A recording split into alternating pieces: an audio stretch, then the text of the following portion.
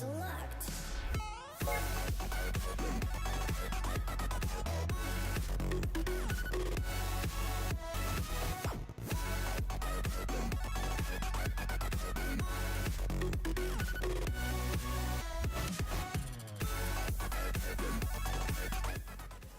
right, what's up, everybody?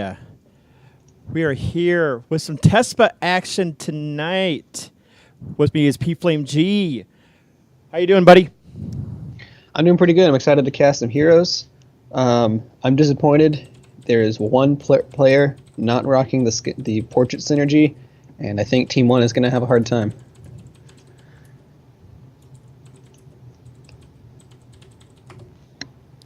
So, I've also brought that up in chat that we can't start until Utah synergizes. They are playing IUPUI tonight.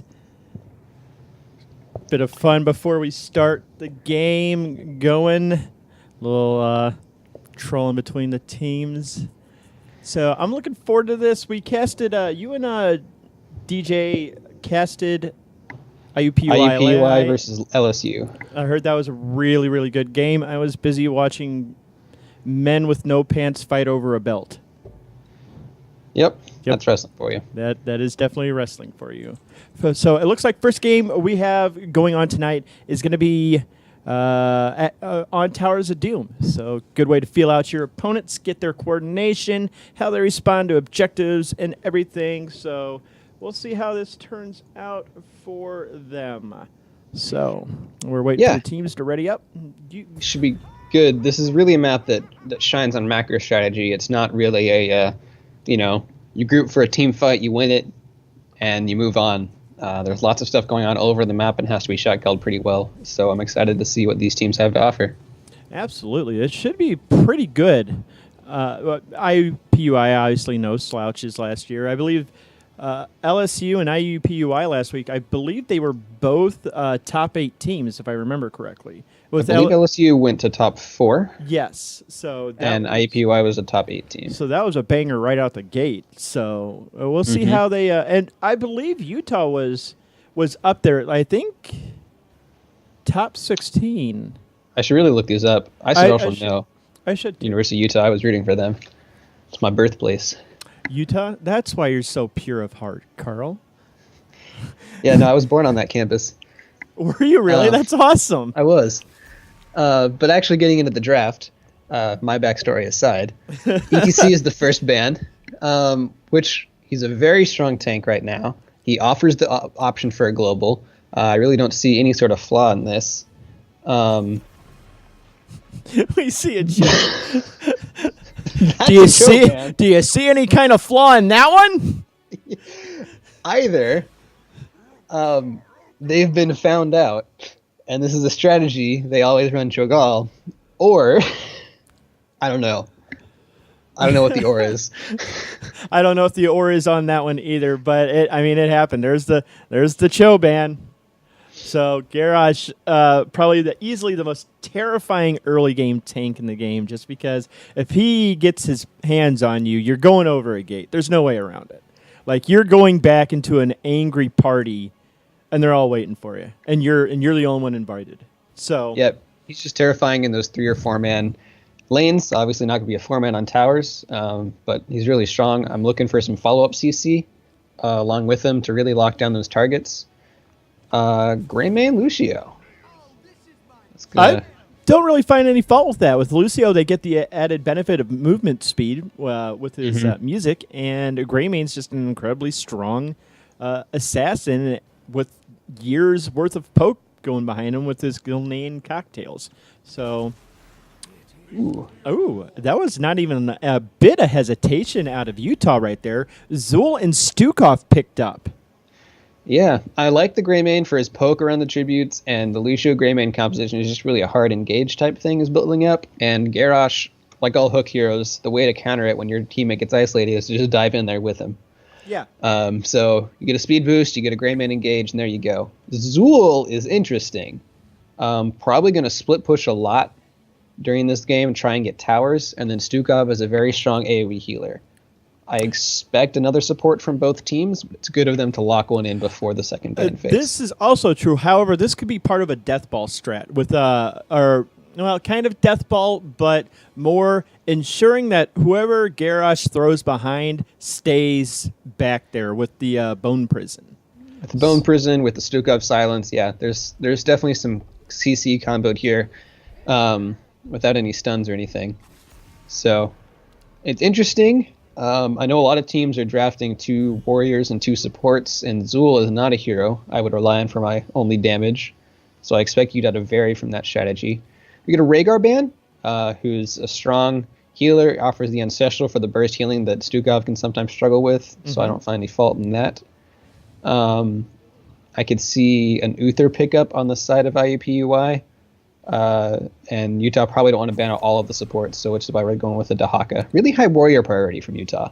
Yeah, definitely. Dahaka, they're kind of banning the globalists out. And because that'll get a ton of value, especially Dahaka on this map where there's bushes around every shrine, so Dahaka gets a ton of split push benefit out of this. And we see the Anubarak and the Abathur, and I like this. Really, this is a really strong comp so far coming out of IUPUI. It's really good. The Anubarak can dive right in with the Greymane. You get 2 Greymanes in there with the Abathur clone. Zagara, though, I think picked to match the Abathur split pressure. I expect a Nidus network out of her. Yeah, definitely. It's still interesting with 2 specialists picked on the side of Utah. I'm excited to see what they can do. I mentioned at the start, this map can rely a lot on your macro play, your ability to control multiple points at once, and a Nidus Network Zagar really helps with that, and Abathur really helps with that. So I'm excited to see what these teams bring. The last pick, I would expect a second support. Uther is still available, Ariel is around, and so is Brightwing for another global. I would expect either the Uther or the Brightwing. I would expect the Brightwing. Oh, no. Instead, we get more damage with the Dreadlord Jaina. So Jaina is pretty strong as a counter-engage type hero, throwing on the Ring of Frost, the slows from all of her abilities to kind of deal with the hard engage coming in. But, you know, if you actually get onto her, she can die pretty fast until she has her Ice Block available. So these 2 Greymanes and the Anubarak will be a major threat to Jaina. Now, with only a Garrosh frontline in front of her. I'm wondering if this could potentially, because I look at the first 3 picks, and there's a lot of combo potential right there. But let's add the Zagara, and let's say she doesn't go Nidus. Let's say she goes Maw. And then the into burst, silence and ring afterwards would be pretty devastating, especially if Zul or whatever ult Zul picks will do a lot of damage. So let's keep that in mind as this game progresses. But right now it's IUPUI, and they're looking. I almost want to say maybe something like a Zebo, but they go with the Falstad. They do grab themselves a true global. And this will be really incredible disengage for them if something goes absolutely wrong. On top of, they've got things like a cocoon to stuff the Stukov. That would be as a tank player, that would be my primary target. Stuff the healing, win the fight. Yep, they have only 1 support, so if you take the Stukov out of the fight for 8 seconds and then hard engage with your Anubarak and 2 Greymanes, that's going to look really terrifying on the side of IUPUI. So I would expect this, it's definitely it's possible for her to go Maw. I expect her to go Nidus to match the split push of the Falstad and the Abathur. I think there are better heroes if you want a big wombo. True. But I don't know Utah. Maybe they just have, King What is a very comfortable Zagara player who loves making Maw combos, and maybe that's their strategy. So very well could be. But here we go. We're loading into game 1 between University of Utah and IUPUI. Go Hoosiers. Let's go. I'll admit full bias here. I'm from Indiana. I would drive down and split cast these. Here. Yeah. Oh, we do, don't we? Yeah. All right. I'm pulling for the Utes. You're pulling for IUPUI. So we'll let you introduce Utah first here, since they're your homeboys. All right. Over here on the left side, we have Mac Blast playing the Garrosh, King What 117 on Zagara, Serene on Stukov, Radiata on Zool, and Jack the Foo, the Rebel in the Portrait Synergy, playing the Jaina. And on the side, we have IUPUI. Try to say that 5 times fast. We got Domo Variant on the Falstead. Tzzz, on the Abathur. Bobby Frank on the Anubarak. Aqualad on the Lucio. And Zalori, I probably butchered that, on the Greymane. So starting out, Jaina has gone with Lingering Chill at 1, which means the slow will last longer, which I think is a kind of counter to all of the engage coming her way, which I think is a strong pick. And then Zool is going with the auto attack evading Bone Shield against this Greymane comp. Yeah, he's definitely going to have to pay attention to that, because that does, if I remember correctly, raise the bone armor cooldown by 20 seconds. So he's definitely got to keep an eye on that. He has to use it exactly when it needs to be used and no sooner. But Zagara getting tons of value already, but King What kind of in a precarious spot. The Lucio misses the boop. Zalori going in, hits the engage and gets the kill. First blood looked pretty simple, but Zagara did get a fair amount of damage onto that bottom tower. She did do a lot of damage. It's hard to catch a Zagara sometimes with her creep out, so it's easy to feel safe. But when you have a speed boost Lucio and an Abathur backing him up, suddenly you're not so safe. Yeah, and Domo is just doing some work on this Zool just now. This is probably like one of Zool's worst matchups against a Falstead who has, a barrel roll to get extra distance away from a bone prison, so Zool can't follow up on it. And yeah, it's just Jaina's going down in the middle lane to Anubarak. Garrosh might follow, but he has a lot of armor. Just barely makes it out. Yeah, just a few hit points left on him right there. As we've got our first temple shrine spawns coming up, and we got IUPUI in a pretty good position right now. Almost level 4. Oh, Bobby Frank taking a ride, gets hit by just enough tower shots, ends up going down. And that's what I was talking about earlier. If Garrosh gets his hands on you, you're going over, and maybe that Anubarak could have gone down rather than up and away from the towers. But Domo in a bit of a spot, too. The bone prison does land, and he's kind of okay at this point. But there's not a Zagara or a Jaina to follow up, so he's not in a ton of danger. They're actually going to duel this Zool with the help of the Abathur hat. Yeah, but Stukov comes in and saves them. Looks like they're going to... Oh, Falstad gets the interrupt. Yeah, good presence of mind right there by Domo. And Bobby Frank gets thrown out, but Burrow charges back in. Garrosh activates his Unstoppable, trying to get out. He's going to go down to the Spike Burst. Redita almost in a bit of trouble. Yeah, gets booped backwards. The heal comes out from Stukov. He goes down as well. And this is pretty much going to secure this shrine for IUPUI. Jaina's putting out a lot of damage, but it's still a 2v3. Oh, 4v3 with the Greymane coming in.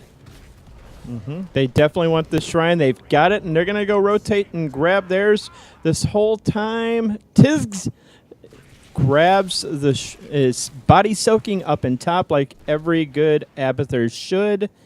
Domovarian grabbing the shrine, and everyone kind of breaks off to their lanes. Bobby Frank sitting at about half health right now. Is probably going to tap or come back to lane. I'm really liking the play out of IUPUI. They're running around, rotating, trying to get ganks on people, while Utah is mostly just laning. But as I speak, they come down and try and get a kill on Greymane, but he's hard to catch out when he's in his Worgen form, and does make it out just barely. Yeah, just a few. One Frostbolt out of the Jaina would have sealed his fate, but a good disengage right there. Throws a cocktail in her face in response as he gets back to lane. Yep, it's hard to kill somebody when you don't have any hard CC in that lane, so trying to gank for Garrosh or Zool might be a little more effective. Yeah. But I do applaud the effort. It's important to try and make moves to catch back up and experience. But in the top lane, Zool is Mike. No, he survives. How much hit points does that guy have? I don't know, but it had to have been like 5 or 6 hit points. He was, by all rights, dead. Falstad has picked up hammer gains at 4 to give him the 20% lifesteal. The boomerang is a large spike in his damage, and Zul didn't have a level 7 talent yet. So he's definitely a strong duelist up there. Yeah, but in the mid lane, Garrosh does go down. Jaina in a lot of trouble, too. She goes down. The root on Zul gets Greymane. And now Aqua, the lad, is in a bit of trouble. He one good weighted pustule from Stukov would have sealed his fate, but hits the speed burst and gets out of dodge in a hurry. So we got the next shrines coming up in the mid and the bot, and I suspect this Abathur will be moving here very, very soon. Zag gets popped by Domo in the top on the Falstead. Falstad's been doing work this game. I've been really impressed with all the solo kills he's getting. I think there was an Abathur hat on him that time, so he's definitely had some help. But being able to take full control over that top lane has been a huge benefit for IUPUI. Yeah, and Aqualad all by himself in the middle of 4. He gets tossed back behind everybody. Here comes the Falstad, the big save. It looks like Aqualad might go down, but he doesn't. They get the Stukov counter kill instead. Here comes Jack the Foo, gonna go down, and now IUPUI has heroics up, and this means Utah, they've got to get out. They've got to. I would give this up if I were Utah. Yeah, this isn't going to be their tribute. This is, unlike most other maps, it's not impossible to come back from a 2 health core. But there's no, endless pressure on you. As long as you have your forts, as long as you just keep winning late game team fights, you can do it. So giving up these in the early game is not a bad idea, but they're fighting over this camp in the bottom lane. Yeah, we see the Soundberry come down. Garrosh pops the unstoppable once again, but we've got the Cocoon coming out onto a hero, and Garrosh is still there, but he just took a lot of damage from Falstead just now. The root comes out onto Falstead, but here comes the gust. Bobby Frank going to capitalize with the burrow charge just now. Jaina goes down. Stukov, the M. Bison, is about to go down himself. He is not as quick as Lucio, and he ends up falling too. A wonderful 2-for-0 fight right there. Yeah, really proactive by IUPUI. They realize they have the heroic advantage. They invade the camp where they know Utah's going to be, and they force the fight. There was a Manor Mule called down by Abathur on that fort. I figured that was a Manor Mule. Oh, but we just catch the Abathur dropping the spray. I don't know my WoW lore, so I don't know what bird that was. Pepe? Yeah, I think that's Pepe. Okay. So 10s are about to be picked up by Utah, and we're going to see how these fights play out post-end. Jaina will have her ring. Zul will have some form of disengaged heroic. Both of them work as it. Ma is picked up by Zagara. Okay, so this is what I was thinking of. They're going for the taunt. They're going for a Ma. Maybe the taunt will lead it off. Ma will follow Massive up. shove, Poison Nova from the Zul. So all of these fights were... Ooh, Zagara's caught in the top lane. Falstead's going to just barely misses the kill, but Zag has to spend her Ma. That's an 80-second cooldown. Stukov's caught just below, though. He's probably going to go down. Garrosh can't save him, and he's probably going to pay for trying to save his teammate. Yeah, Mac Blast in a bit of trouble. Oh, the clone barely misses. The double. Oh, here comes a... Oh, that was a really good combo, but the sound barrier from Lucio negates all of it. Yeah. Looks like IUPUI is going to clean this up. Well, maybe they lost their Falstead just now. They're going to have to rely on this Nubrak and his disengage. Maybe he can get the kill. Yeah, the acid drench. No, Burning Rage out of a Nubrak, and they're just kind of wiping it up now at this point. Serene in a bit of trouble. Surprised he didn't boop Stukov back into the team just now, but IUPUI 2-level lead and a 19-36 shot advantage. They're kind of running away with it at this point. They are. So we didn't really get a good team view of the team fight because Zag had to blow her Ma top lane to get saved. Stukov got caught in the middle, or in the rotation between top and mid lane. So I want to see what happens if Utah is a little more prepared coming into these team fights. But they're going to have to be careful for that to happen, because if they keep getting picked, then it's never going to, go their way. Yeah, and even in the team fights, you can just see with the kill score 18-4, IUPUI has just been going just ham right now on Utah. Mm-hmm. They're definitely showing a lot of strength. They're going to invade this camp, which is a really smart play. Hopefully Utah knows this is not their camp anymore. This is IUPUI's. Basically, this whole map is IUPUI's. Yeah, so I think 13 should be reachable by the next fight, as long as the guard doesn't get caught down in the bottom lane. The boomerang on Falstad, he went boomerang at 7, and it's just been getting incredible value. He has just gotten so much damage onto targets. Still forcing to fight down 1. I don't know if I agree with this. Poison Nova comes out after the sound barrier's down. Yeah, and they're just gonna get wiped. Yeah, here comes the gust. Oh, that was a beautiful barrel roll to lead the gust up, and that leads to Jaina's death. Domo a little low on health. Could he go down? Nah, he's fine. Everything's fine. So, Stukov ends up going down as well off screen. And let's take a look at this Abathur up top. Just getting all kinds of value right now with the Bombard Strain and the Locust Brood. There's just push for days on the side of IUPUI thanks to this Abathur. Yeah, IUPUI has taken this boss. It's not looking good for Utah. I think they're gonna be in a pretty dire position. It's gonna be 9 shots going over to their core between the boss and his bottom altar. Yeah, leaving them at 5 if I know my math. I'm not in college anymore, so my math's kind of bad, probably. Probably, but engineers are notoriously bad at simple math, so I can't help you either. Oh, Domo might get rooted down here. Yeah. Followed up with the pull. Lucio's down. No sound barrier was used. That's a huge deal. Greymane's locked up by the Jaina. Yeah. All right, but nice. Said gusts him against the wall for the disengage, but Greymane still might go down. Gets out with a sliver of health. The clone is in for Greymane. The Ice Block saves Jaina's life, and the clone won't actually get anything done. As long as Zul can stay alive in the top lane, Ubrak not going to be pulled back in. Yeah.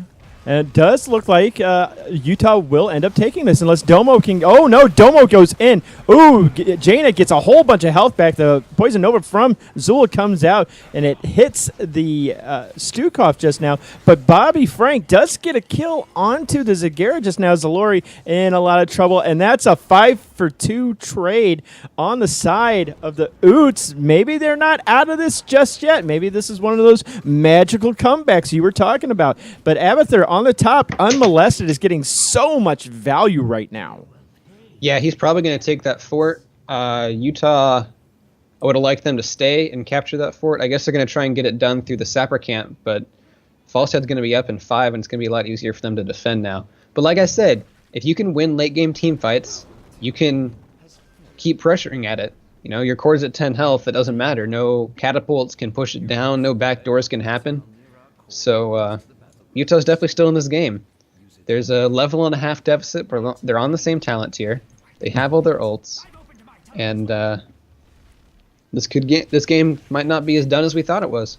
Falstead coming over, checking out Utah's camp as they're taking it, but instead he's going to try to burst this camp down before it even remotely reaches. Yes, this is the Heroes of the Dorm Proving Grounds with Tespa. Thank you for watching, everyone. Tonight we're watching IUPUI versus University of Utah. Utah on the left, and as they take their top tower back. See if they can make it back in time to defend their bottom one. Garrosh is hero with just a Stukov and can't really force much until Jane and Zagar are here for backup. Yeah, here comes Zul hitting the Bone Prison onto Bobby Frank, but the clever use of the Burrow Charge negates the proc on the Bone Prison, and, well, positive. I think he still got rooted, but too far away from Utah to mean anything. Yeah, on the positive side, IUPUI would have to take at least one tower in order to end this game with two shrines, which I don't believe will happen. But this team fight will probably decide it as everyone is gathered up. Here comes the One-man Maw, only Nubarak's inside it, but nobody can really get past to interrupt this. Nubarak walks away. Yeah, they're still trying to delay this, and we see the Poison Nova go out onto the Greymane right there, well with the Bone Spear, but here comes the clone of the Greymane going on Mac Blast. Jack the Foo is taking an awful lot of damage. Oh, that was a really heads-up play to run in the middle of the Ring of Frost right there to avoid the root, and now Stukov is the only one left alive at this point. Serene gonna go down as well. That's a 5-for-1 trade, and that was beautifully played. I talked about the macro strategy, and IUPUI pulled it off. They had Abathur get the top one, they had Falstad with his global get the other top one, and they delayed the cap of the bottom point, so Utah, even with their numbers advantage, couldn't get it. When Jaina left top, that's when IUPUI hard engaged, they won the fight, and they really got a well-earned victory. Yeah, they played that incredibly well. As we switch back to us real quick. Yeah, that was Domo Varian on that Falstad got a lot of key pickoffs in the early game just by denying Zagara the ability to soak. Same with the Zul by forcing him back several times. It gave him that early game advantage that they needed to just kind of run away with the game. As you see the kill count at the end, 9-30. Really strong showing from IUPUI just there, just winning very, very quickly, in my opinion. Yeah, again, I just can't stress enough that Falstad, you pick Zagara and Zul, and you expect to win those lanes they're in very hard. Falstad didn't let that happen. The Abathur definitely helped out, let him duel those characters very strongly, and he showed up. It's not easy to win on the Zagara lane, even with an Abathur hat on your head. No, it's definitely not. Unless you're Chen. And then you just win every solo lane. And then you lose the game. That's true. Rip Chen. Rip Chen. 2015 to put out 2015. Put out 80k hero damage, can't win a game. It's very maddening. I did really like what IUPUI did with this, the global pressure and the hard engage against the solo tank from Utah. They had some more counter engage options once they hit 10, but they were pretty far behind. So I would like to see maybe a Greymane ban or an Nubarak ban or even just a second frontliner picked up to help kind of be that beefy front line that IUPUI can't just run past to protect their backline a little more. So yeah. And right now both teams are probably determining which map they're going to want to play on next. Let me up. I got to update the score. It will be Utah's pick, whether they want map choice or first pick. And we'll see. It kind of depends. If you have a map you feel really good on, you take that. But otherwise, I think first pick is very valuable, just to get whoever you think is strongest in the game. They had it last game. They picked up the Garrosh. And I think IUPUI neutralized that Garrosh pretty effectively. They did really good. Yeah, really they grabbed several high mobility heroes with Falstad and Nubarak, so they could get out. Greymane, depending which form he's in. Yeah, yeah, definitely. So they had a good way to counter the Garrosh right there. So just really good. I mean, heads up play from IUPUI, honestly. So we'll see how Utah decide to bounce back. Let me get you in here. Let me do my typical ASL. We are on Braxis holdout, and it looks like this was IUPUI's choice because Utah... Oh, no. First draft team is team 2. So Utah picked this, and IUPUI is first pick. So possibly Utah feels like the global strategy of IUPUI helped really pull them apart and accomplished a lot. And Utah takes them to a smaller map where rotations still definitely play a part. and you have to control 2 points at once, but not to the same degree as Towers of Doom. Very, very well put. This also lends itself to some of the more niche picks in the game. Chen. Yeah, Chen is an option here. Rexar is all Rexar, Ragnaros even. Yeah, Rag is definitely, honestly, a really good pick here just because of how much damage he can output to the Zerg waves and defend, prevent keep damage onto the keeps. But here we go. We're going into the draft for game number 2 between Utah and IUPUI. Some of the more meta strong solo laners might be Malthael and Dahaka, although Malthael was nerfed. There's the Choban again. I'm calling that a manner ban at this point. There's no way that's not a manner ban. I don't know. I haven't looked at the accounts of University of Utah. Maybe they have a Cho'Gall. So, on Brax's holdout, you put a Cho'Gall and an Oriole and a Gul'dan or something bot lane, and I don't know what you're going to do to stop that because you can't. I don't know. Did you see the IUPUI? They had like 4 grandmasters on their team, 3. I saw 3, I saw a master, and I saw a diamond 5. So they're definitely talented players. They pick up the ETC, which Utah banned last game. Let's see if they regret. They banned the Falstad, which I can't blame them for. Falstad did work. Yeah. Falstad was very, very good. Yeah, Falstad was just pure violence that game, and when you get done by a Falstad like that, you really don't want to face it again. So yeah, they're banning Falstad for the next 20 Hero League games. Like kind of like how we banned Diablo.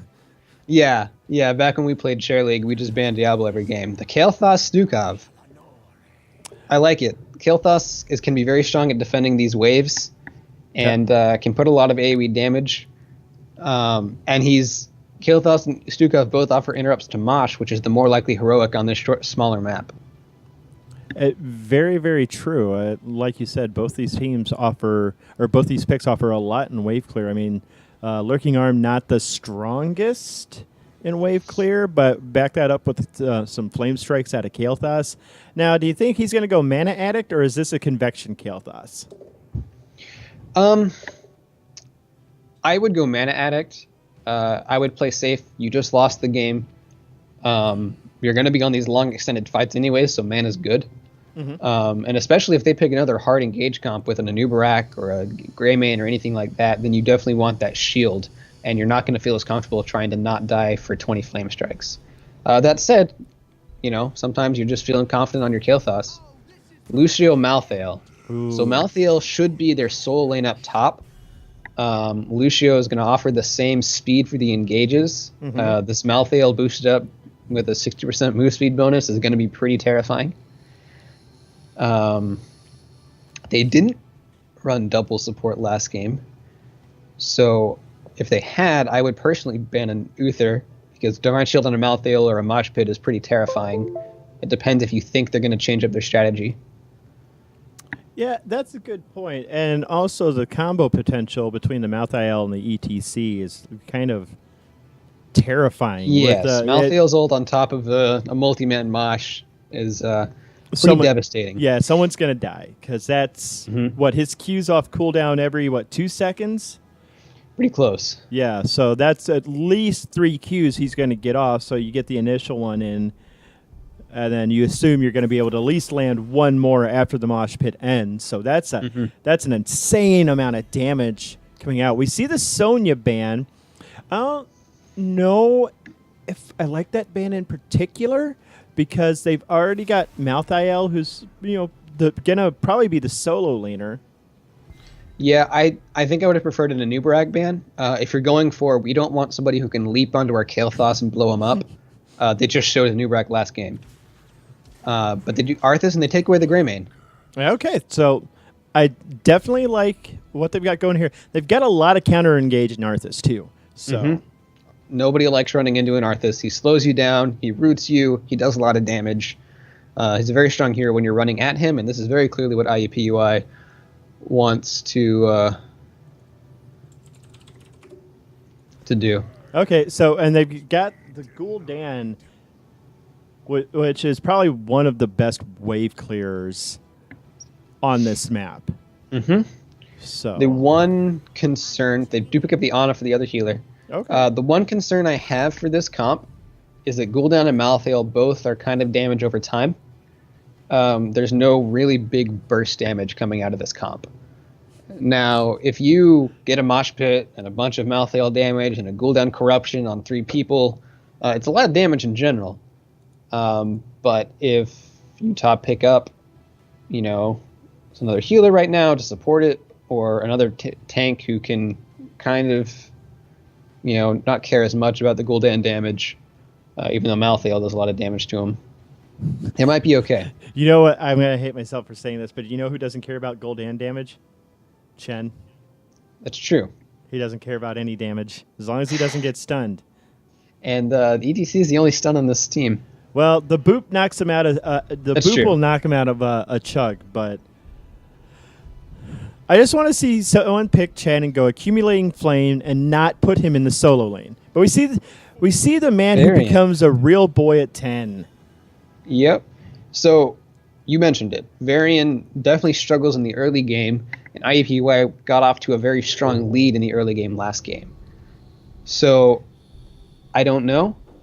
It seems kind of risky, but they're going to hard engage with the Malthael, and if you can taunt him and root him with your Arthas and stun him with Kael'thas, and you prevent him from ever getting into your backline and dealing a bunch of AoE damage, and it looks like Jack the Foo has changed his portrait, and Utah actually has a chance again.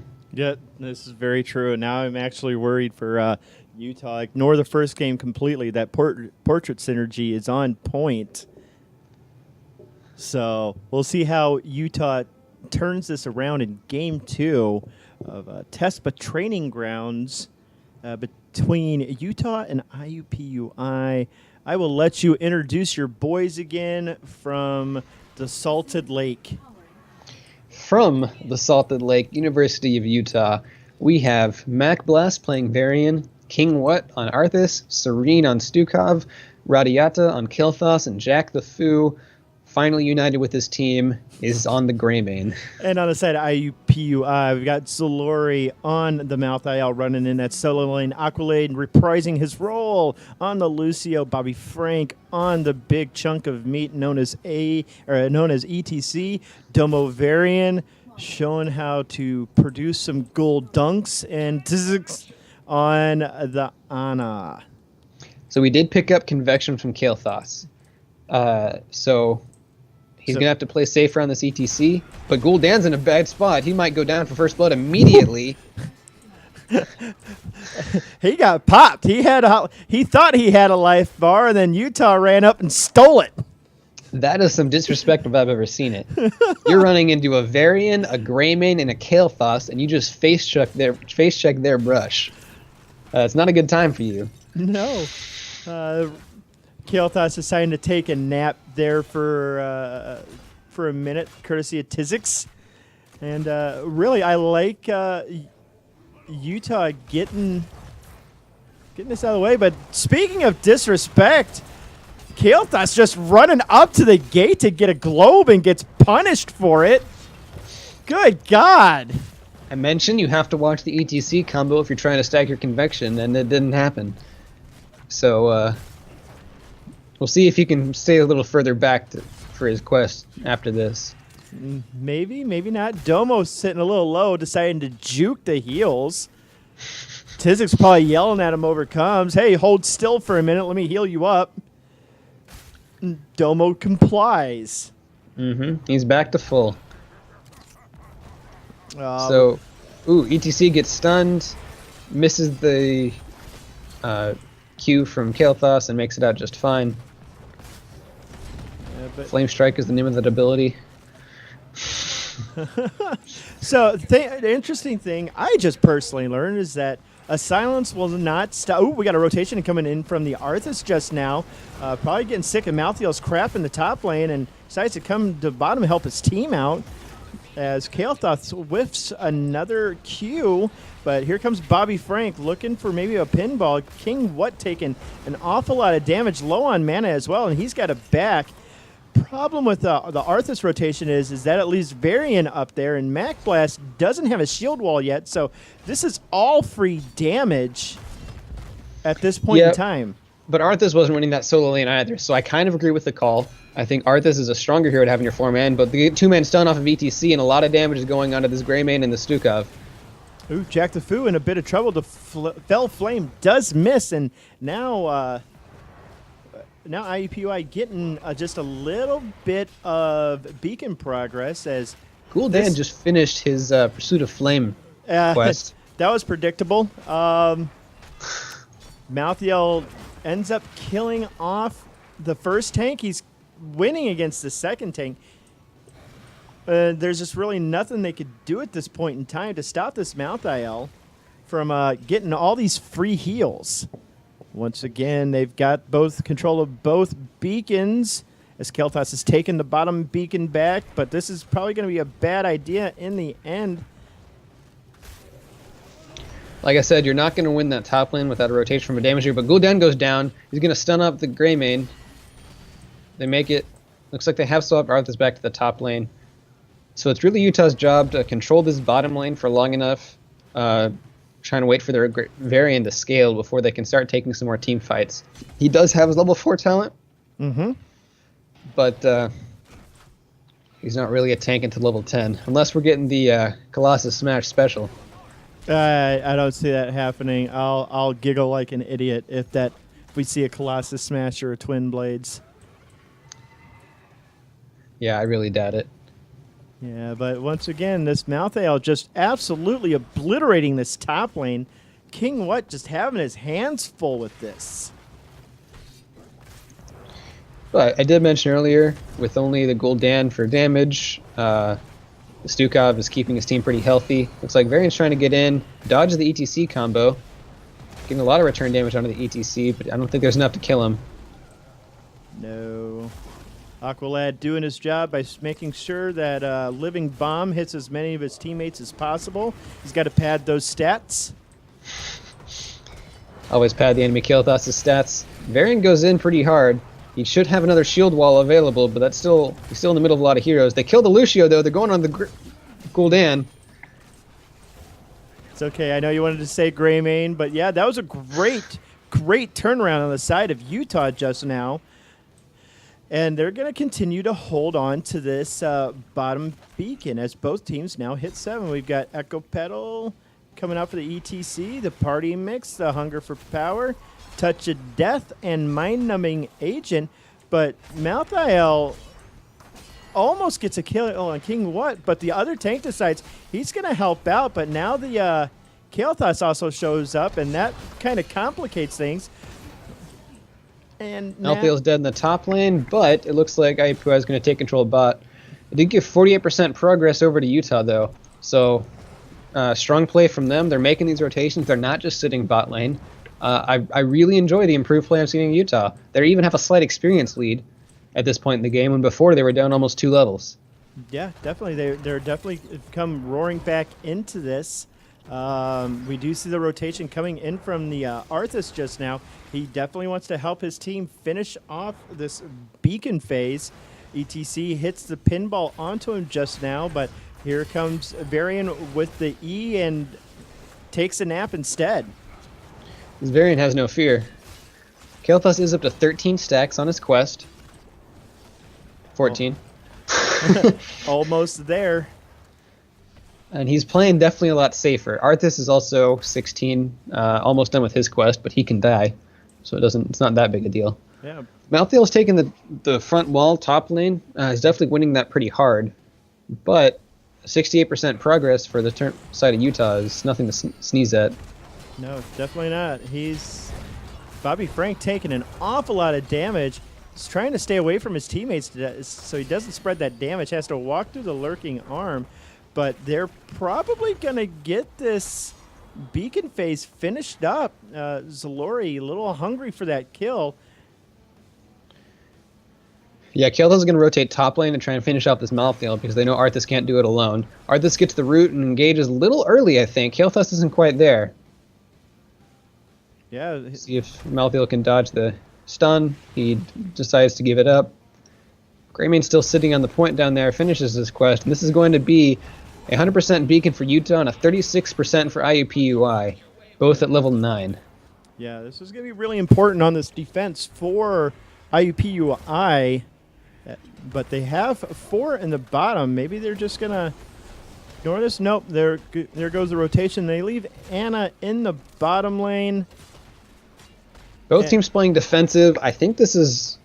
Okay, so it looks like Utah's going to try and push really hard while IUPUI is occupied with the wave. Not a bad call. The early waves aren't as powerful. They're still definitely a threat. But it looks like they can probably get this fort. They hit 10 first. Let's see what heroics they pick up. Stukov goes shove again. Kael'thas with the Phoenix. Greymane with go for the throat. Varian with taunt, so he's a real tank now. And Arthas picks up Army of the Dead. That's a lot of sustain on the side of Utah. They do grab that. They do grab that bottom fort and they push on through, trying to get a little bit of damage onto that keep wall. But IUPUI pushing in real hard, and as their own heroics come online, they're going to start taking this camp. We got Sound Barrier, Mosh Pit, Tormented Souls, Nano Boost, and Horrify, and that sounds terrifying with a nano boosted Gul'dan. Yep, we'll see how much damage he can put out with that Ana heroic on him. If there is a big man Mosh Pit and Gul'dan gets to cast a couple of abilities boosted by Ana and the cooldown reduction, that's going to be a lot of damage. A lot of damage. One might say horrifying. One might say a horrifying amount of damage. I'll be here all night. Tip your waitress. Again, Kael'thas is on 16 stacks and has to play safe for 4 more hits of Flame Strike. Varian going in, trying to taunt the Gul'dan, but his team's nowhere around him. He does have Shield Wall to prevent for a lot of damage, and they blow the Lucio ult really soon, but there's a Mosh Pit. Kael'thas gets out safely. It looks like Utah can disengage. Greymane's in a lot of trouble, though. Gul'dan's probably going to finish him off. Oh, they slept the healer. That was brilliant. Kael'thas has to play so safe. He can't die in this fight if he wants to keep his stacks. He's got to move away from the Gul'dan damage. Absolutely. Gul'dan doing so much damage right now. Healing up off of Mac Blast just now.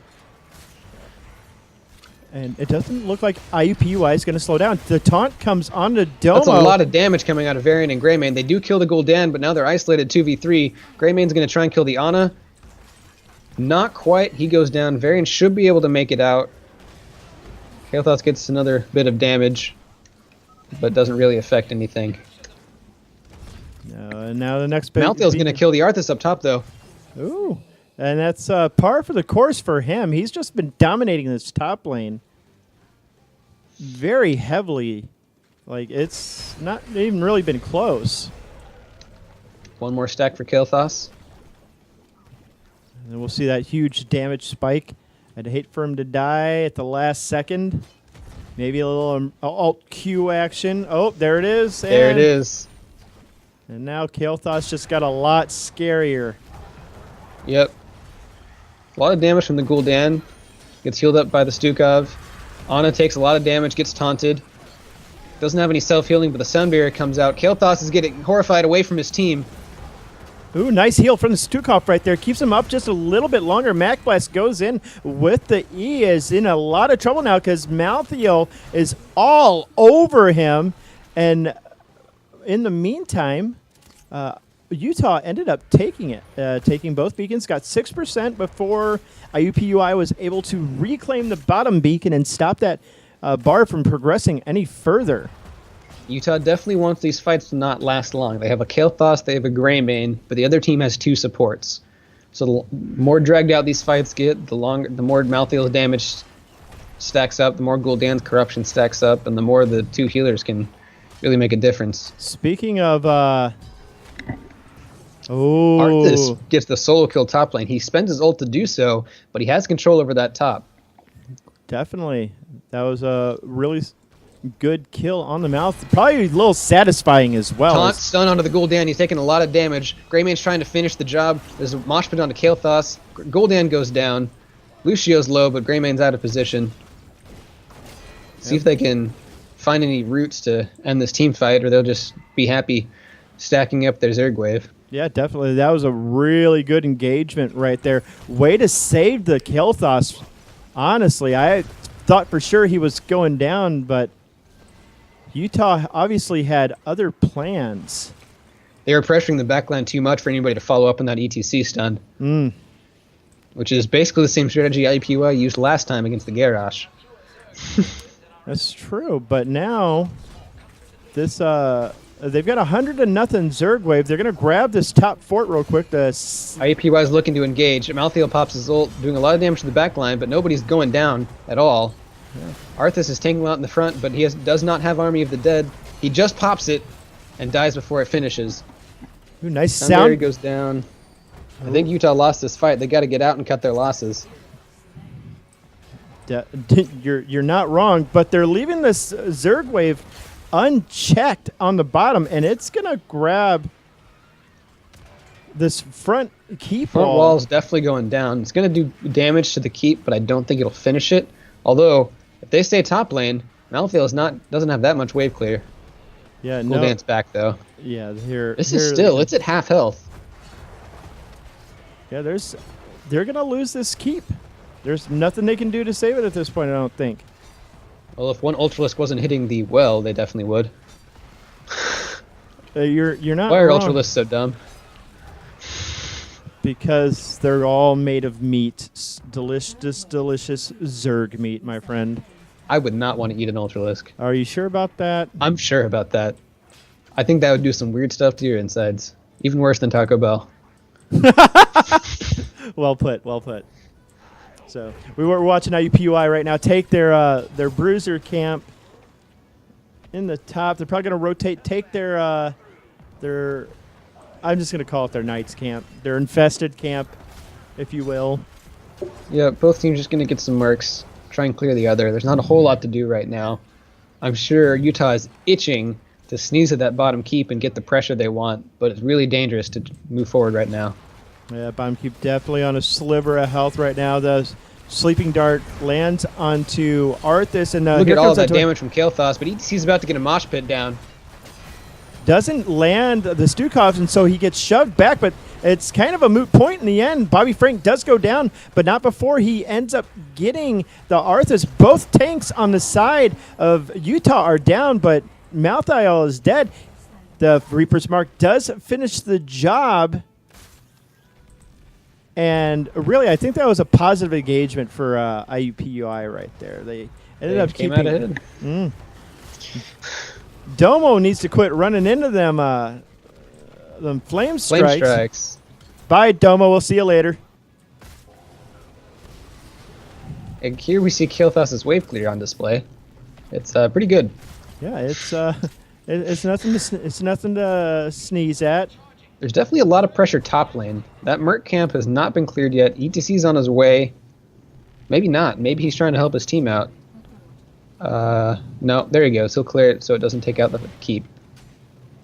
Yeah, they're definitely needing all the counter pressure they can get. Here comes the Malthael in order to grab it. And we're looking at another engage coming in on the top. The root lands on the ETC. And Utah does have both. Shove comes out from the Stukov. Boop from they're just playing disengage right now. They have control over both of these. They don't need to force anything. Arthas props the Army of the Dead and is virtually unkillable right now. Maybe not. He's taking a lot of damage. Yeah, that's an awful lot of damage. The Tormented Soul's coming in really handy. Malthael does pop his Unstoppable. He ends up getting just obliterated by the Kel'Thas, though. Bobby Frank having to back off before trying to re-engage. Mac Blast dodges the stun simply by walking forward. Mac Blast almost dead. Gets a heal from Stukov, and Utah lose Greymane. They may lose more right here. The taunt onto the Varian. Oh, that's a two-man mosh pit when there's only 4 of them left. That's 2 more dead. And now Domo and company are able to just clear this Zerg wave for free. Yep, the Zerg wave is not going to be threatening the keep, but the benefit for Utah for losing that fight is they don't have a Zerg wave brushing down their keep. Definitely not as bad as it could have been. No, definitely not, but moral victories, we'll call it. But IUPUI does have a 1-level lead right now, 17 to 18. Yeah, it's not a big deal right now. It will be a big deal if there are beacons active when they have a 20 advantage. But for now, Utah's just trying to play safe, although Kael'thas is a little far forward with no vision. I'm not sure about that one. That's kind of gutsy, but we see IUPUI decide, hey, let's grab the boss. Yep, nobody's gone for a play like this at all. Utah is not suspicious, and they're going to get this boss free of charge. Yeah. There's nothing, Greymane. Oh, Greymane decides to get a little gutsy. Even more gutsy was the Malthael going into 4 of them. Here comes the sound barrier. The fear comes out onto Varian just now. Let's see. Oh, that's Look at so that Kael'thas damage. That was amazing. That was or disgusting, depending on who you're rooting for. That's very true. Very true. Just 2 heroes just instantly deleted after all the abilities from Kael'thas came out, and that Flame Strike hit multiple heroes. So I believe he took Burn Flesh, so it gets bonus damage. Because they can get any follow-up CC onto this Gul'dan. Not quite, but he still took a lot of damage. They're going to get this keep. The Bosch cleared the top fort, but Greymane's there to stop it from getting anything more. And Utah wins out on this trade. They're now up a keep, and will have pressure in the bottom lane for the rest of the game. Once again, pressure on this map is sometimes irrelevant, as I've seen more comebacks from a keep down on this map than any other map in the game. We've seen Utah take control a lot of these shrines before IUPUI have a chance to react, and that's going to be even more true if IUPUI has to clear cannon minions every other wave. So it's definitely a benefit, and looks like they're going to be clearing mercenaries right now. Utah got these just in time, and this could be another 100-0 Zerg wave. We talked about that level lead. It's definitely closed. So Arthas is sitting on this top beacon. We'll see if IUPUI forces anything before he gets to be with the rest of his team. He's not headed towards them right now. He's staying on top of it. They don't really know where IUPUI is, so I suppose he's trying to stop them from taking control of it. But if he gets caught out by some CC, Arthas could go down in a hurry. Yeah, it looks like a There's ETC. the sleep ETC combo. Arthas is gone. Yeah, that is a very dead Lich King. Get your loot drops now. Don't ninja it. Looks like Invincible didn't drop yet again, though. Oh, this is really sketchy from Utah. They're trying to engage 4v5. Yeah, sleep on a 2 in the back line, and that's gonna be kind of key. Oh, that's a huge amount of damage. The Mosh pit on a nobody. Here The comes Tournament of Souls is on the back line. We'll see if Kael'thas can get a bunch of damage in. Gul'dan's already dead. Utah is winning this team fight. As long as they can keep Malthael from killing their healer. Greymane's isolated in the back line, but he gets out just fine. Utah won 4v5. That's kind of silly. Where is Malthael going? He is going to not grab the beacon. Instead, he's going to back so they can defend this Zerg wave. But I don't think there's defending this wave. This could be game. Utah really wants to hit 20 to really force this, and if they get this keep, that'll definitely do it. They're just a sliver of experience away. Yeah. IUPUI is not really reacting. No, he's taunted. The Malthael was taunted. Death Shroud proving helpful. That's 20 for Utah. Now they have 100% Zerg wave pushing in the bottom lane and level 20. Looks like Kael'thas went Master of Flames for the infinitely chaining living bombs. And this is what IUPUI have got to do right now. They've got to kill this Zerg wave off. And they've Root on got to 2. Malthael is taking a lot of damage. Does survive thanks to the ult from Lucio. Kael'thas is still putting a lot of damage onto the core. Let's see if... Gul'dan is already dead. I missed that in the bottom lane. Malthael is going to go down. This is going to be game for University of Utah. They're going to tie up this series. Yeah, 1-1.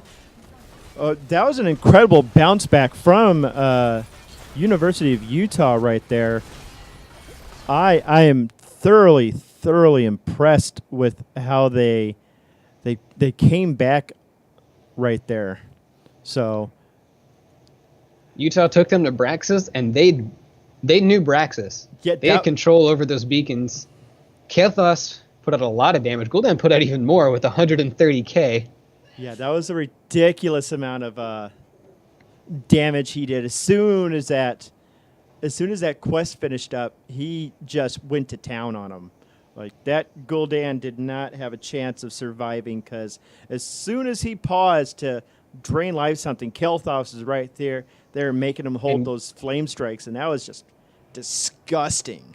Kael'thas, we talked last game about Utah having some options to stop the engage. Kael'thas stuffed some engages. He got multi-man stuns, he got phoenixes, he got flame strikes, blowing up the ETC and the Malthael, and Greymane went to town on the back line.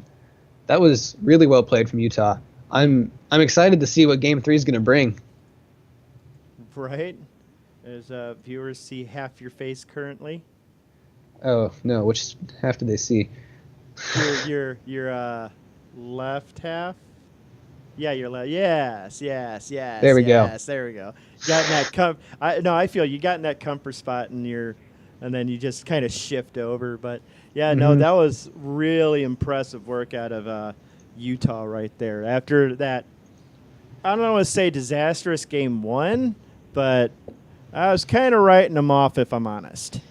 I mean, IUPUI was really strong in that game 1. They had control over the game. They knew exactly what they're doing, and they ran their strategy perfectly. It felt that way about Utah this game. So I think map pick might actually be really relevant in this series. And apparently you're joining your buddies in... They decided to invite me for the final game. Good luck, Carl. May you do May you do your home state proud. So. Home state I haven't seen in 20 years. I've definitely seen it. I haven't lived in 20 years. So we're going to Infernal Shrines for Game 3. Well, I don't know who had the map pick. Team 1 is draft first pick, and that is IUPUI, which means you're going to have to swap your overlay. So it looks like Utah picked IUPUI selected first pick, which let Utah pick the map to be Infernal Shrines. Right. So while the last two have some more kind of macro rotation style plays, this is definitely a lot more about team fighting. There's one objective. You go there as 5. You try and blow the enemy team up, and you push with an Immortal. Or a Punisher, sorry. Wrong Diablo map.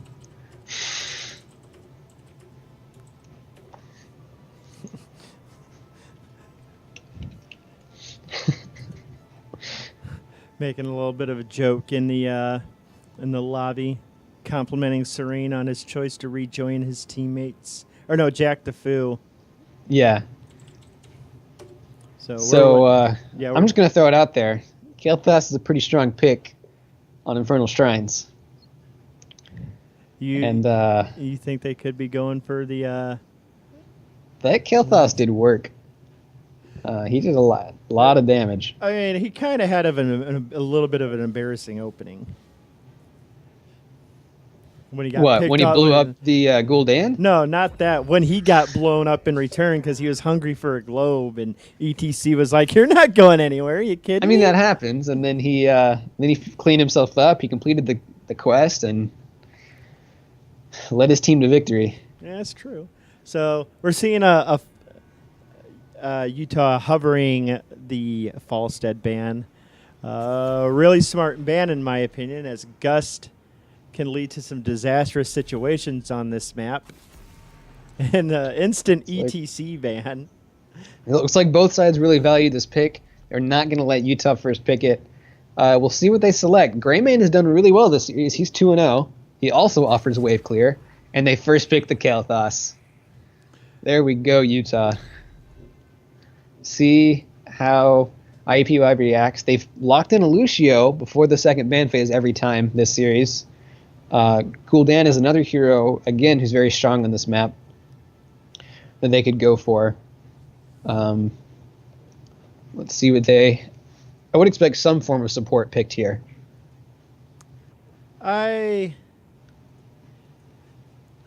First two picks, they're probably gonna. Yeah, they'll probably go for like a support and maybe a tank. Their first game, they won with some really hard engage. So there we go. I was about to say a Greymane or an Anubrak or something would be a very strong pick into this Kael'thas. They lock the Grey Mane. We'll see if he can maintain his 100% win rate. They switch supports for this Rhaegar to try and get the single target burst healing against this Kael'thas. And this might tip their hand just a little bit as the Rhaegar and the Greymane kind of reveal that they might be going for a bit of a dive comp. And there we go. And there's the they steal the counter to it. Lucio. And they get the Arthas again, which we talked about Arthas being a strong counter-engage hero. Greymane doesn't want to dive into him. And so I'm really liking this draft out of Utah. The speed boost to move around the Greymane, the Arthas slows, the Kael'thas stuns. Not that IUPUI is in trouble because, like I said, they're drafting the comp they won with. So Yeah. it's going to be a clash of styles right here, and we'll see who comes out on top. Yeah, definitely. If I am IUPUI, I'm banning the Uther. If I'm Utah, I'm banning a tank. I would say Anubrak. He pairs just very well with his Greymane Rhaegar dive comp. Definitely. Johanna is strong because of her wave clear and can go forward, but they banned the Abathur. Abathur Greymane was terrifying in game 1. Yeah, it absolutely was. I don't hate the Natalie Dormer pick here.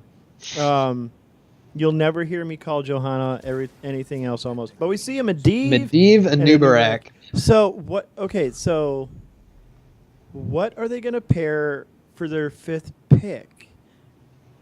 Like they've got incredible amounts of sustain right now between the Rhaegar and the Medivh, preventing damage. Blah blah blah.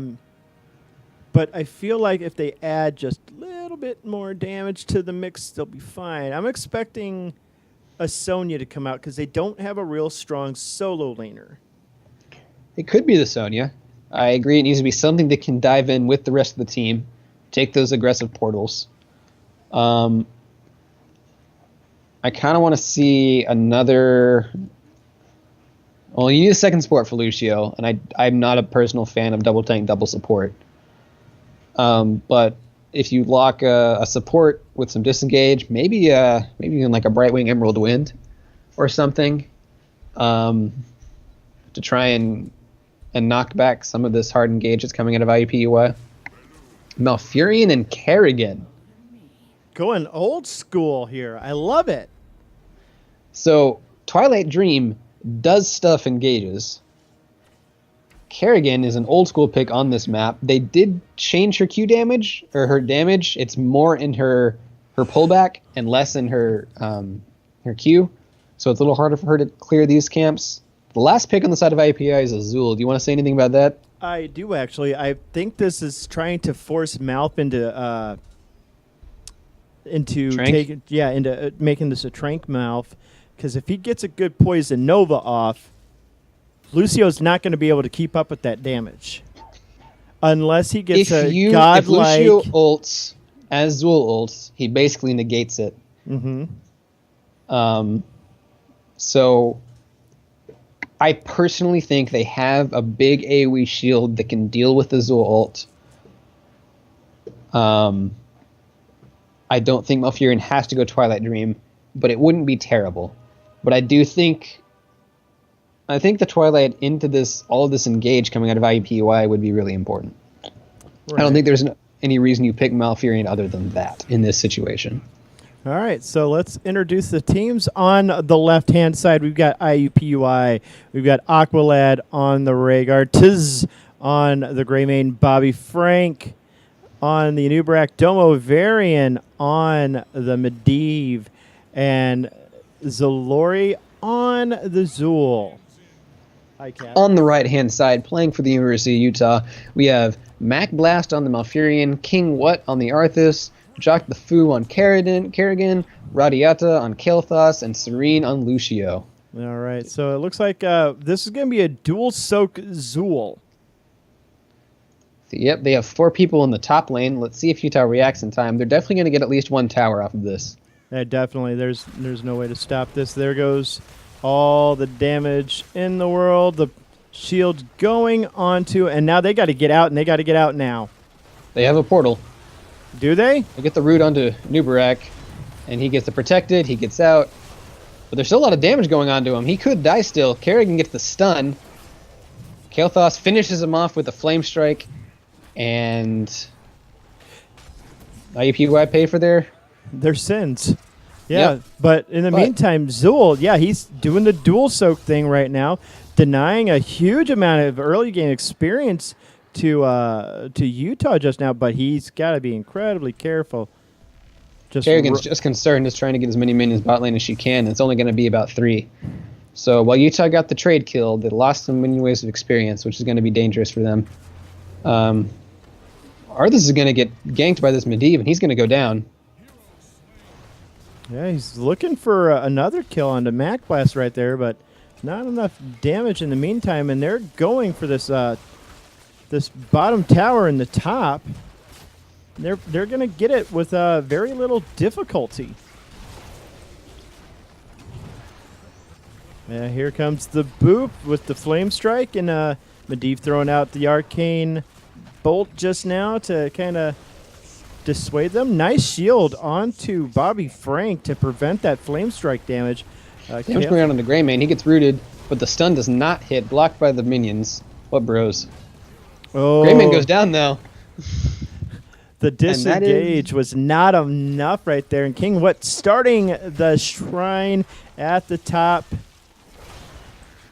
And I feel like IUPUI probably going to give up this first shrine in order to let Zool continue pushing this bottom lane. So Utah has decided to let their Kerrigan take control of the bottom 2 minion waves, which is Kerrigan's not a Zool. She definitely has a harder time with this.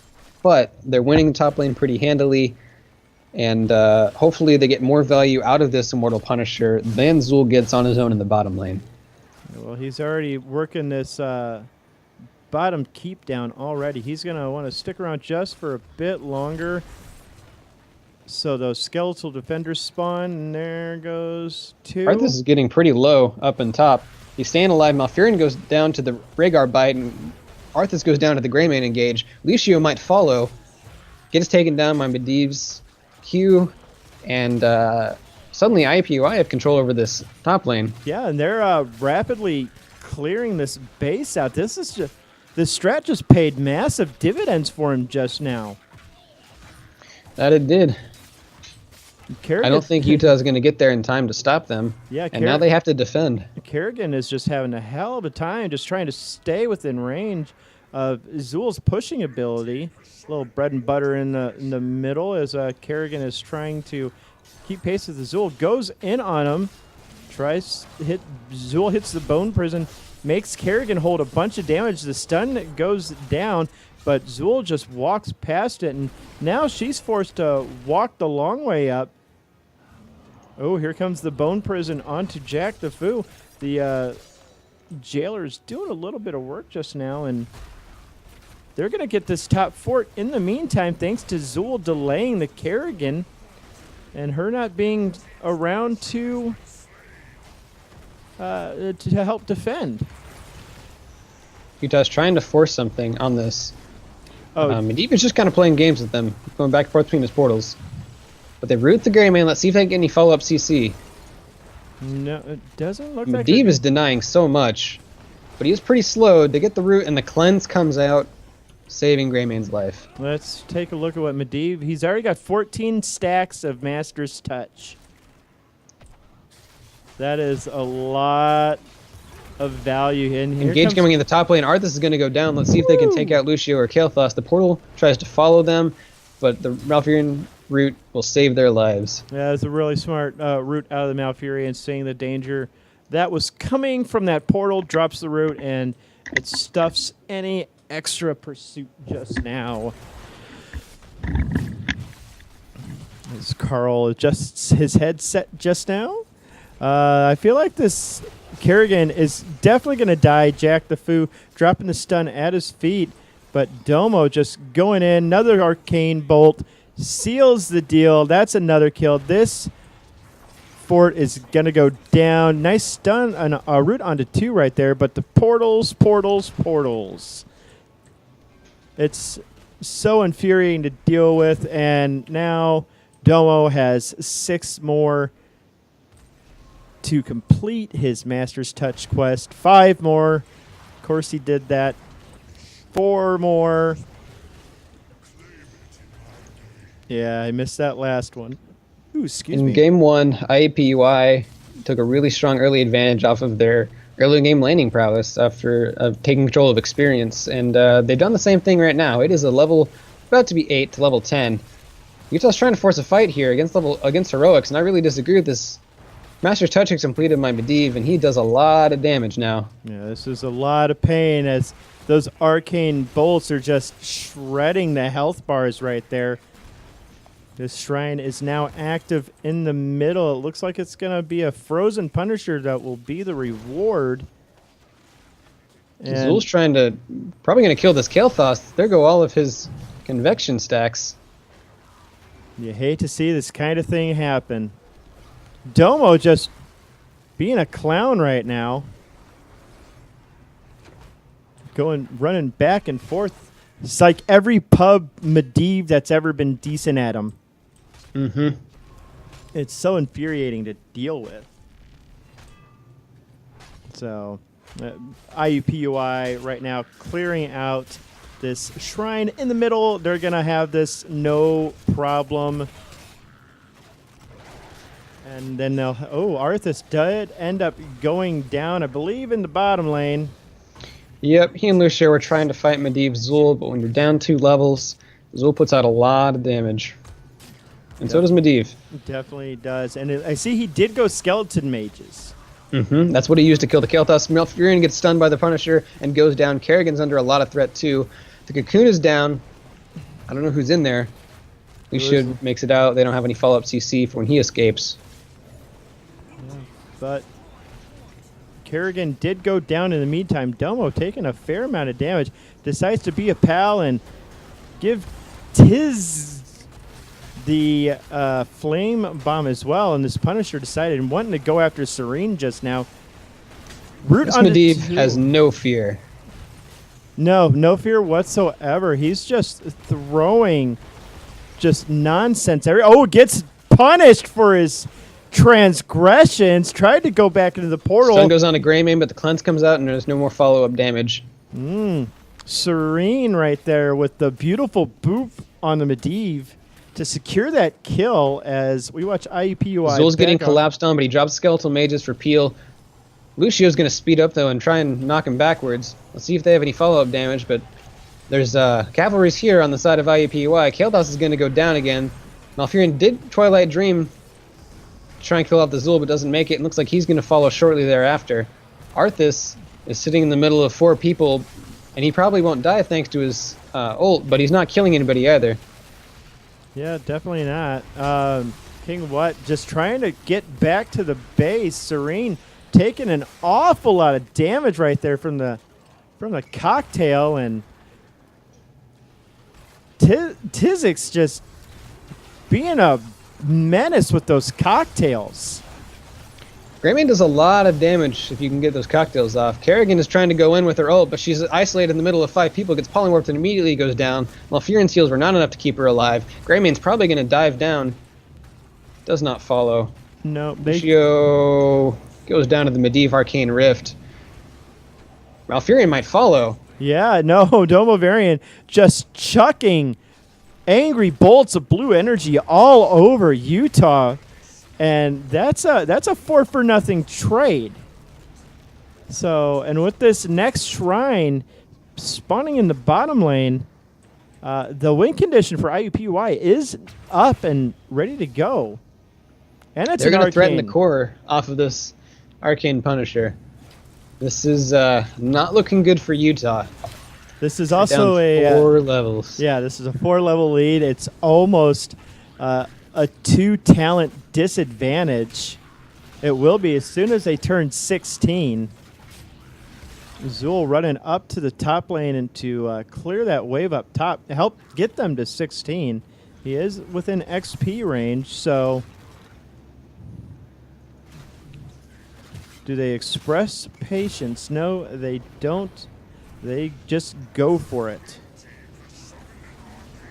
Oh, this Zul's is trying to go into the Kael'thas. Medivh is following up with the damage. Kael'thas is polymorphed and killed. See if Kerrigan can finish off the Zul. He does go down thanks to the Twilight Dream of Malfurion. Can't use the portal. It's a 1-for-1 trade, but the Arcane Punisher is headed straight for Utah's core. Yep, and now Utah have to back in a huge hurry as this Arcane Punisher is already on the core. At this point, punching Serene in the face. Apparently, he does not like Brazilians for some reason. Or maybe it's the IUPUI music. going for the safe play, killing the keep, not trying to push the core 11 minutes into the game. I can't say I hate the play. Utah's under a lot of threat right now. They're going to have catapults in 2 different lanes that they have to deal with the rest of this game. And Zul, on his own, without catapults, exerts a lot of pressure on lanes. So you've got to... Domo Varian is just being an absolute menace on this Medivh. He solo kills Kerrigan, uses the portal to go just up a little bit. Like, he's got to die at this point.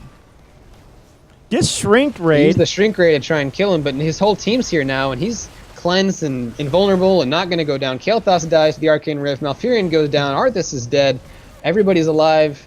And that should be game for the side of IUPUI. That was that was so annoying to watch. Like, they did everything they could to kill off that Medivh, and none of it worked. Yep. This Domavarian it really impressed me today with his false dead play and his Medivh play. Yeah. Yeah, he was definitely on point. And that's going to be a 2-1 victory for the Hoosiers. So it is. They had the stronger early game plays. The 2 games they won, they outlaned their opponents. They outsoaked them. They got solo kills. They got the strong leads early on. And they won the game from there, just based off the fact that they had a huge talent lead and Utah couldn't do a thing. Oh, my God. I'm looking at the hero stats. Medivh, 53,000 hero damage in a 12-minute game. Yep, the next highest was Kael'thas at 28,000. Or no, sorry, Greymane did 43. So Greymane did a lot of damage, but the highest on Utah was Kael'thas with a 28k hero damage. Domo Varian, calm down for the love of God. It's not that serious, brother. So, but no, that was a really, really incredible showing. The 2 games IUPUI won. I really liked game 2, honestly, with Utah, and just the sheer amount of control they displayed. They did. They really showed they know how to execute those team fights in the late game very well. They could blow up the ETC Malthael, which are 2 very, very strong heroes. They handle them perfectly. And so I think when talent tiers are equal, when they're on even footing, Utah showed that they can definitely stand toe-to-toe with IUPUI. The only thing is IUPUI was very good at getting those advantages and not making it even footing. Yeah, absolutely. So I'm going to see if we can't get a 7:30 match going. I know FSU Crab Legs is looking for a caster tonight, so I'm going to message them real quick. Until then, we're going to break to some music, and if we don't have anything else going on, we'll come back, and I'll just tell you guys I didn't find anything or something equally pointless. So we'll be right back, everyone.